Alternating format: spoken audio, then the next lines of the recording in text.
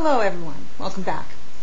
Our station is all set. We've got a project right here, and let me explain a little bit about it. You can begin to see what it's going to be, that classic shape.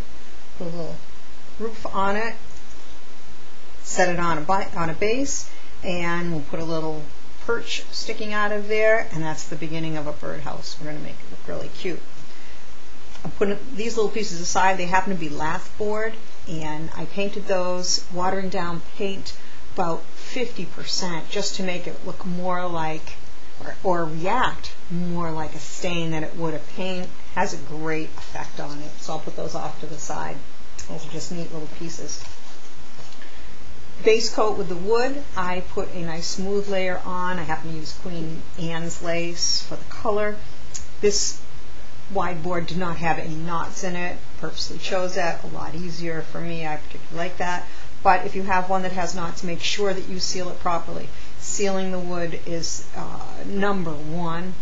Even if the paint goes over and say, oh, hey, look, the paint covered the knot. In a few months, that knot will bleed right through. Just deal with it right. Your work is worth the extra time.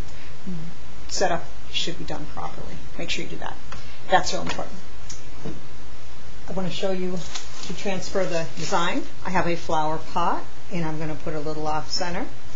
Line it up perfectly, and then I'm going to put that transfer paper underneath. Grab my stylus, which has a little ball at the end of the point here so it won't cut through my paper, and I'm going to outline my pot. You just have to remember where you did your outlines because there's no extra lines put on your design. Stylus is made so you can reuse designs over and over.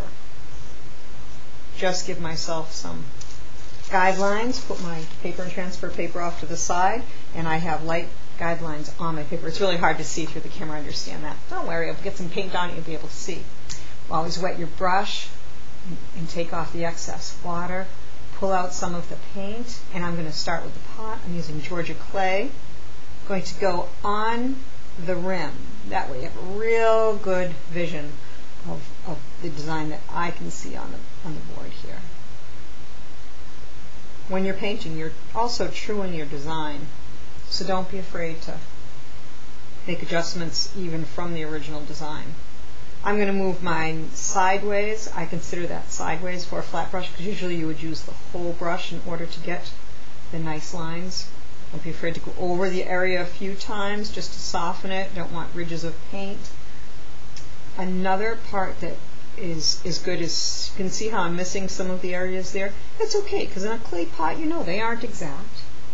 And it's nice to have that natural looking discrepancy happening on clay pots. A little too much paint, I can just take it right back off. I just wanted to get that rim in. Good.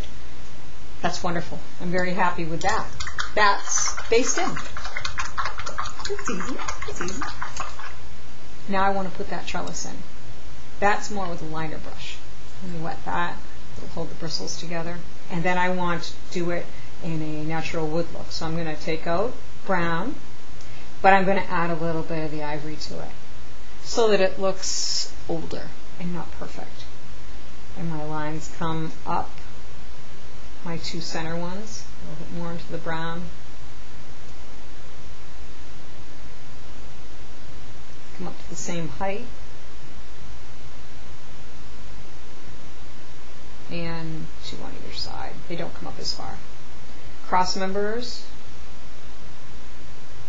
a little bit beyond so that it hangs over with a cross member and a little one up top.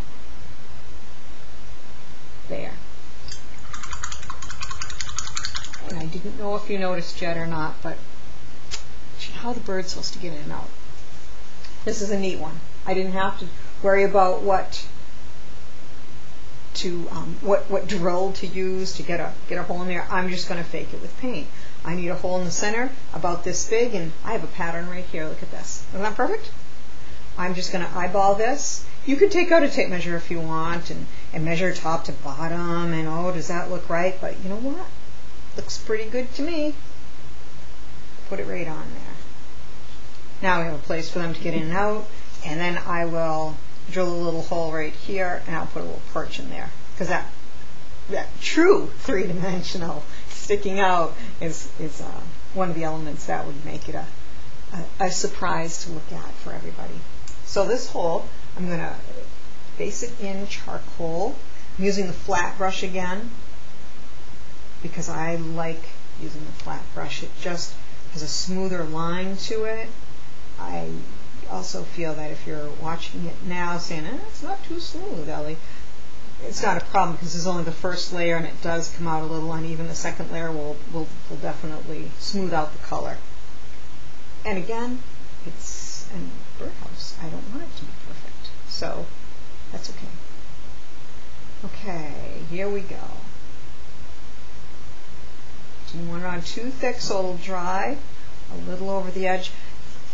Sometimes when you make a mistake and really don't want it there because there's nothing else you can do about it, we have other ways to be able to hide it. You could take a Q-tip and dip in a little bit of water, not too drippy, and wipe this gently, and that color will come right out. If you don't go gently, you could pick up your base color with that. It does end up pretty strong. Okay, now that we have the pot and the trellis and the hole, we can go back to the pot now and do some shading. Shading is so much fun. I want you to play with this when you get a chance. My brush is wet because I just finished cleaning it. I'm going to dip just the corner of it, not all the way, just the corner, and the paint's going to be just on the very corner. It's over that much, okay? Then I'm going to press it down on my paper in order to get the paint to slowly push its way across the bristles, but not all the way to the end. It will create a nice fade off to the side. And once I have that perfect on the paper, then I can put it on my project, and I have got it perfect shade. It goes from dark to light, and I'm very happy with it.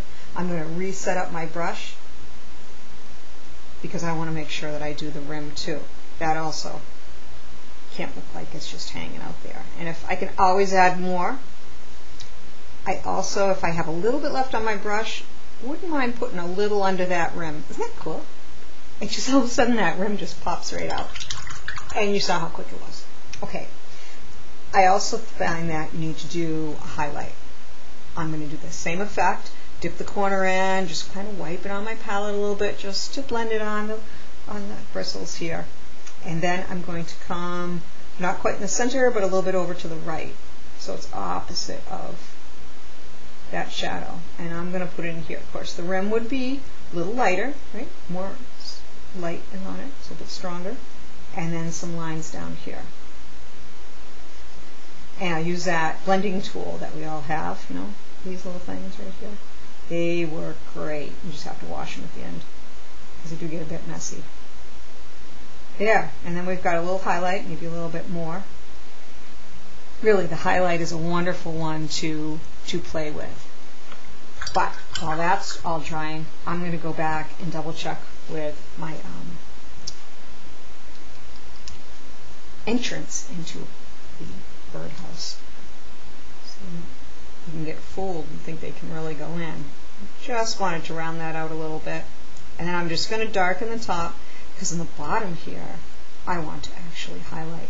If you looked inside a birdhouse, and I didn't clean my brush, but I just added light on the side, and I'm going to go around and think of it as putting the shape of a moon down here. It's going to go a little wider, and then I'm going to, so I didn't turn my brush, but when I go like this, all of a sudden I'm using the wide side, then it goes thin again. I want that to look lighter, and then if I take my liner brush, I can accent that just a little bit more with the ivory. And then you can really see what it is I'm doing. Very little paint on it.